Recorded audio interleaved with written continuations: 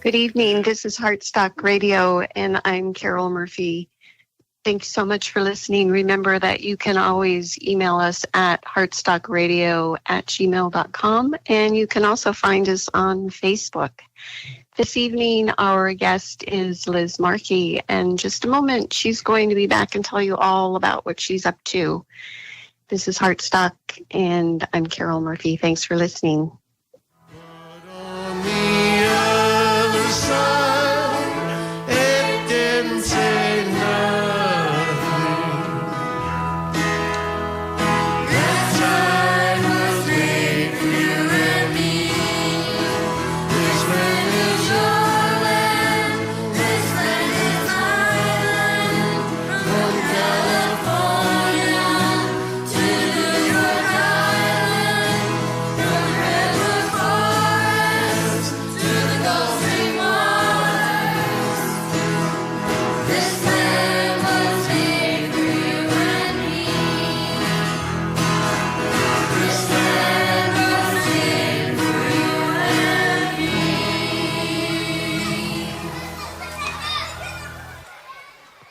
This is Heartstock Radio, and I'm your host, Carol Murphy. Today, our guest is Liz Marchi.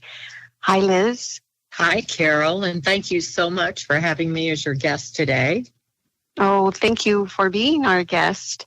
Please tell our listeners just a brief intro here about what you do. You're the director at Youth Entrepreneurs in Polson, Montana. Is that right?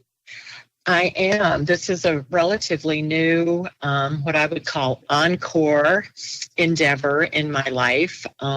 Most people in Montana know me formally as the CEO and president of Montana West Economic Development, and then for the last 13 years as the founder and coordinator for Frontier Angels, which I recently passed off leadership to someone who's very wonderful, Pat LaPointe in Bozeman. So that's what I'm up to these days. And youth entrepreneurs, I'm assuming, maybe incorrectly, that it is pretty much what it sounds like. You work with high schoolers in Polson? So actually, Carol, when I decided, and I have loved my work as an angel investor and being an active angel, but it became a point in time where someone who was a little bit closer to the technology world and closer to having exited a technology company really had a better, what I would call, window on understanding, the applications of all the amazing technologies we're seeing come down the pike today, like blockchain and Bitcoin and artificial intelligence. But I have always been part and parcel of the entrepreneurial ecosystem. And one of the big gaps in Montana, and actually in this country, is the introduction of entrepreneurial thinking in younger people. I don't know about you, but I don't think I heard the word entrepreneur until I was in my 20s or 30s. I certainly hadn't heard the word angel investor or a lot of ideation thinking or a lot of the other terms that go with new business creation until much later in life. And so I have always been a very strong collaborator, and I sort of decided to do some due diligence and look at some of the offerings across the country that were working in this area of youth entrepreneurship. And I came upon this program. It's youthentrepreneurs.org. It's a 22-year-old program, but it had been relatively focused on how it deployed its program. They were mostly working in urban areas. And I convinced them that they were missing the boat, that I thought rural America was an ideal place to beta this kind of curriculum. And tell me if I'm getting too long-winded here, but I looked at a number of pedagogies. What I loved about the Youth Entrepreneurship Program is it's gamified and it's do first, talk later, so that it's very experiential learning, and it's based around 7 foundational values of self-responsibility, being principled, knowledge, freedom, passion, opportunity, sound judgment, and a win-win focus. I love capitalism and markets, but they need to be understood from a very early age from a principled framework. And the youth entrepreneurship curriculum and pedagogy does that by taking those overarching principles and then teaching the tactical parts of business development, ideation thinking, risk assessment, collaboration, marketing, if you will, all the financial, parts of that. And it, at the end of the day, to me, what makes me such a passionate entrepreneur is it's solving problems, whether they're social problems or business problems. But that is a technique and a way of approaching problems that we don't introduce, I think, early enough. So I'm very passionate about it. It is a national program. We are the first rural state to be selected to deploy this. And one of the beautiful things about it is it's a completely public-private partnership. It's privately funded, but is deployed through our schools in the career and technical education classrooms. So let's talk a little bit about yourself. Just so that our listeners get to know you a little bit, Liz. A little earlier, you said you were working on your Southern accent. Where in the South are you? Where in the South are you from? Well, I had the great fortune of growing up in a very wonderful small college town called Auburn, Alabama. My father was a mechanical engineering professor, entrepreneur. He did research during the Saturn and Apollo years, and I grew up sort of in a mechanical engineering lab where people were building and inventing things like antennas to transmit video from space, which my dad did.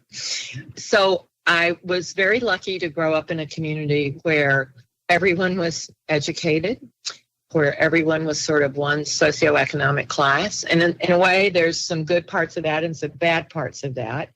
But I feel very fortunate to have had that kind of upbringing.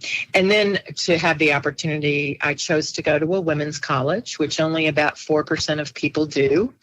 I'm a pretty big believer that you can't be what you can't see. And I was very drawn to the women that I saw attending women's colleges. They were, growing companies, they were flying airplanes, they were doing things that weren't always the traditional path. And I'm quite a bit older than you, so I am one of those, 70s sort of feminist women, and I still think we have an awful long way to go.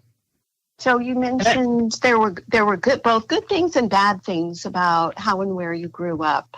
Yeah. I'm very curious, what were those good and bad things? Yeah, and how may have they influenced you to become involved in entrepreneurship and business here in Montana? So I think sort of the good certainly outweighed the bad, but as I've journeyed through life now and I'm in my Medicare year, I think a lot of my parents' motivation and a lot of people's motivation for creating and comes from necessity, sort of the mother of invention. And if you grow up with a comfortable life and very well-educated people, I have a wonderful sense of optimism in what's possible because I've seen great things created, but you also have to look around. I do a lot of reading. So many great people have done amazing things because it was out of necessity. And they really had no fear because they had nothing to lose. So I think there's sort of a dual side for that. And I say that because as an investor and having looked at, literally thousands of businesses, you sort of get a list of things that you want your entrepreneur to have experienced. And almost always we've invested in people who have failed because it's not about being perfect. It's about being resilient. And you don't know that you're resilient until you're tested. So it's one of the things I love about Montana, and one of the reasons that I was drawn to come here. I think that people who grow up here are very resilient. They're resilient with our short winters, They're particularly ranch life. I married someone, we've lived on a ranch now almost 20 years. You just learn how to solve problems to survive. So, yeah, I think that's one of our advantages in Montana. I think if we can move from survival to success, we have a lot of native talents and skills that you can bring to that journey of being an entrepreneur. As you know, Carol, you're an entrepreneur. It is not easy. No, it definitely is not. And I have definitely failed. And I agree with what you're saying, that when you weather that storm and you don't give up, I mean, the absolute worst thing to do is to give up. And if you don't, when you get on the other side, you do realize, hey, I'm a lot tougher than I thought.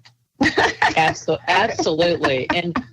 And part of that too, I spoke last Friday at MSU, and the title of my talk was Wanting What You Get and Getting What You Want. And I think if you don't try things and fail, you don't sometimes really have a sense of what it's going to take to get what you think you want. And not everybody's willing to make that investment of time and money and energy. It's pretty exhausting to always be in an entrepreneurial phase. And I've been an entrepreneur since I was a kid. I didn't know that, but I always wanted to start things. My life motto is, in the difference between what is and can be, therein lies the challenge. And most people just like the status quo. Entrepreneurs are not status quo people. You are always looking for the bigger, better, cheaper, faster, and it's exhausting. And you need to know that. And you need to be able to get up every day and go after it again. But I love entrepreneurs because they create so much, they solve so many problems. We would never be the country we are without entrepreneurs, without risk takers, without people who are always looking to change the status quo. And we're solving so many problems. Cancer. I look at what's going on in medicine and technology. And, people who are satisfied don't have that arc to keep moving and looking for the better way.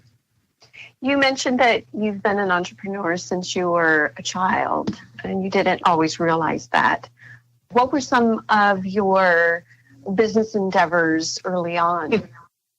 Well, I started a newspaper in the 5th grade.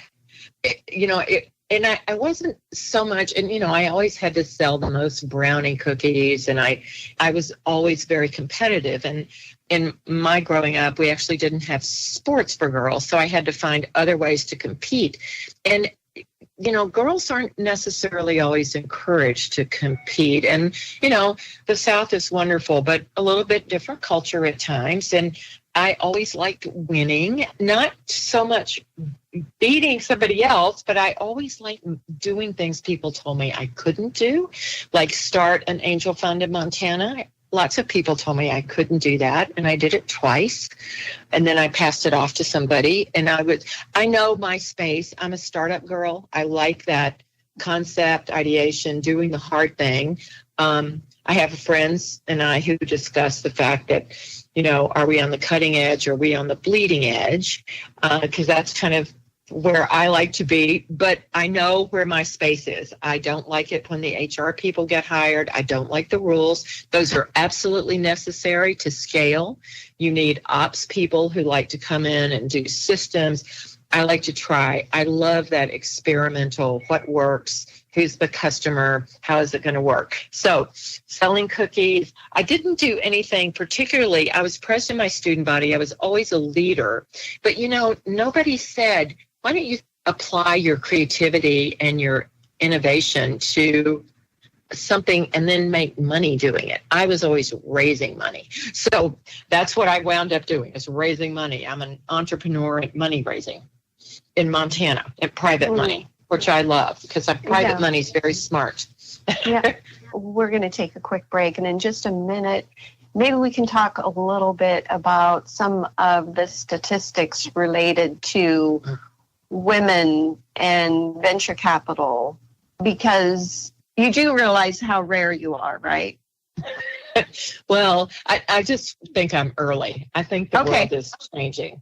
Okay, I agree. Okay, we're going to take a quick music break in just a moment. We will be right back with Liz Marchi. This is Hard Stuff.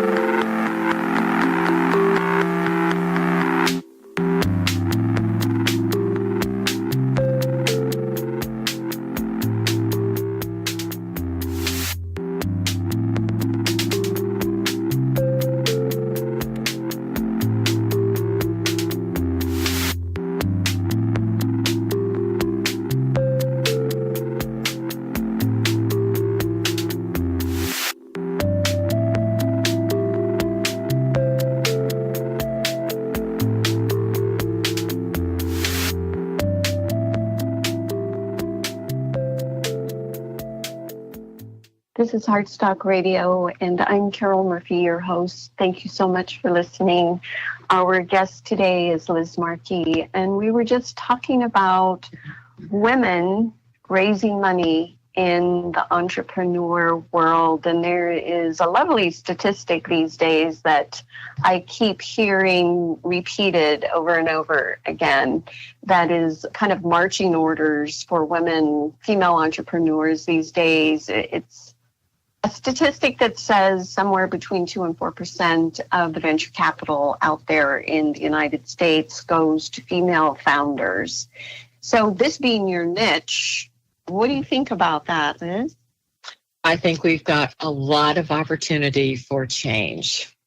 I went to work for a bank in 1978 when prime rate was 19.5%. And I was a terrible banker because, everything a bank does in the analytical sense is in the past. And this was a really challenging time in the economy. And what really fascinated me were the companies that could do what we now call a pivot, who could really, reimagine a marketplace, find new customers. And I had actually, not until I worked for a bank did I understand what an investment banker was, and then down the food chain to venture capital. So the first 25 venture capitalists I ever met were blonde, navy jackets, white, button-down shirts, no socks and loafers. And it was a very, very unwelcoming culture. And money rooms, because you're the only woman in the money room. And money is power. And so to me, the next 50 years for women are about she who has the gold rules. So we have tended in the past culturally, and not everybody wants to be on the top 10 Forbes list, but I will tell you, I did a little research last week, and if you Google top 10 wealthiest women in America, 10 out of 10 inherited their money, and only 1 out of that 10 even works in the business in which they inherited their money. And that's the granddaughter of the Fidelity financial manager. If you Google 10 wealthiest men in America, you don't get anything. It's actually the 10 wealthiest people, which happen to be men. 9 of the 10 of them are technology founders. 1 is an inheritor. It's a Walton from the Walton family, but they do work in the company. And I'm not talking about everybody doesn't aspire to quote unquote wealth, but the numbers are not right in the money world. And there's nothing statistically. We know that women are brilliant. We know they're now have reached parity in medical school, veterinary school. My daughter's a veterinarian. More than half the people are veterinarians now. Wall Street, it's a culture problem. And it's not so much, we keep talking about that word equality. I'm going to talk about culture. There's a long way to go where we are matched well. And my theory is we just need a lot more women investors. And I'm so thrilled to see that happening. I'm seeing lots of different cultures being established through groups like Portfolio. There are a number of women's only firms. I love Elevest, who are really focusing on women, money, investing, capital, because, you know, money's just an enabler, but it's a pretty important one. And business, good ideas need to make money to sustain. And we all need to understand that you need to get what you're willing to put into it, be a little lucky. But money rooms have been male rooms, and they still are to a large extent. But my theory is we're making more progress putting the women together as a team than we are in trying to change the old culture. We're all still living in a world of work made for men by men.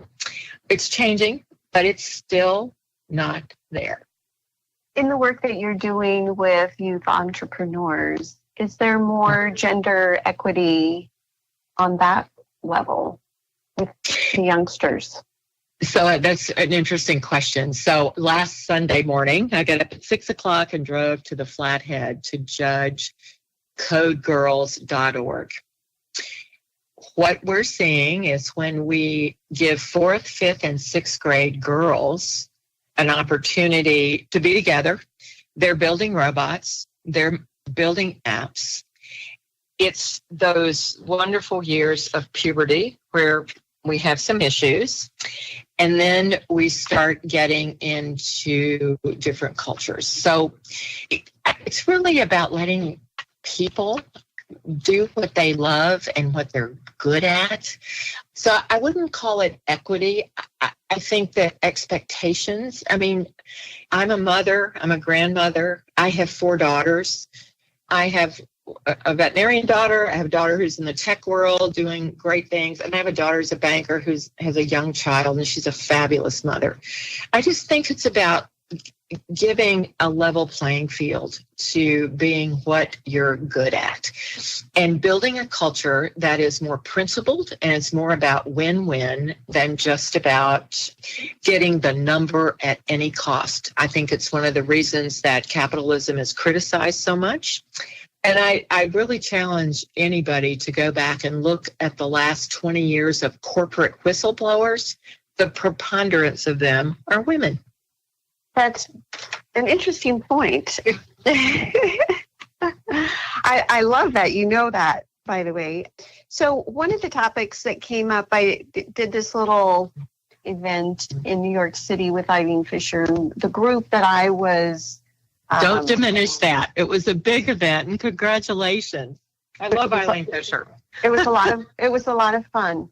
But my working group was shifting capital. And one of the subjects that came up was women own this space of philanthropy. And there's a huge pot of money there. Mm-hmm. And one of the ideas that came up was shifting that money, because it's not a shortage of money, it's a distribution issue. Right. So what do you think about this idea of shifting capital from philanthropy to the world of B Corps and social entrepreneurship? Because there's a lot of parallels there. Absolutely. And it's actually one of the reasons I'm in the youth entrepreneurship world. That is a philanthropy-driven enterprise. There are trillions of dollars sitting around in philanthropy. And so this is having been a banker and then an angel investor, there's this vast chasm in the middle of capital appropriateness that we haven't defined or built systems for. When you're an angel investor, you need to get a 20 or 30x return on 1 or 2 investments because you're going to lose half of them. A banker wants cash flow and collateral. Entrepreneurs have neither. So there's this big middle ground that I think what you're talking about addresses very appropriately. What we have to be careful about, though, is that just because we want to do good, we also have to do well, but we have to know what that is. Is that just getting your money back? Is that evergreen fund? Is that getting a 5% return, a 1% return, a 2x return? I think there is infinite financial technology opportunities, but there's a ton of education and experience that we yet need to discover about. It's the old risk reward curve, but we have to remember that doing good, there has to be some do well for some return, and people have to understand what that is.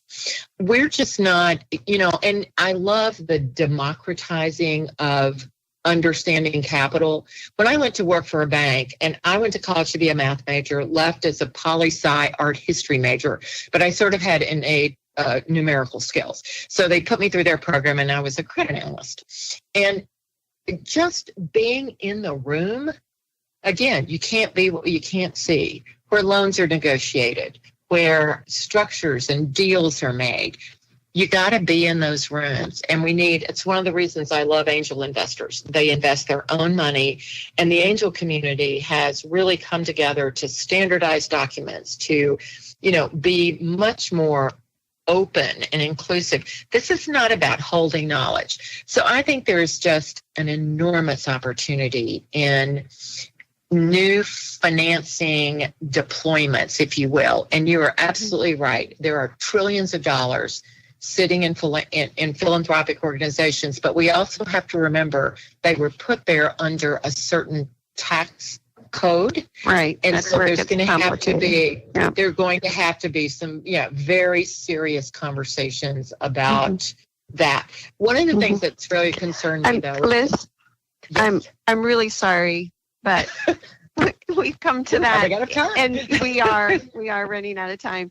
But I love the conversation, and we can definitely have you back. How might guests find you? Please feel free to email me at liz@lizmarchi.com. Yes. Thank you so much for being on Heartstock, and we will definitely get you back and carry on this conversation. This is Carol Murphy. I'm your host of Heartstock, and Clark is in the studio. Thank you so much, Clark Grant. We'll see you next week. Peace.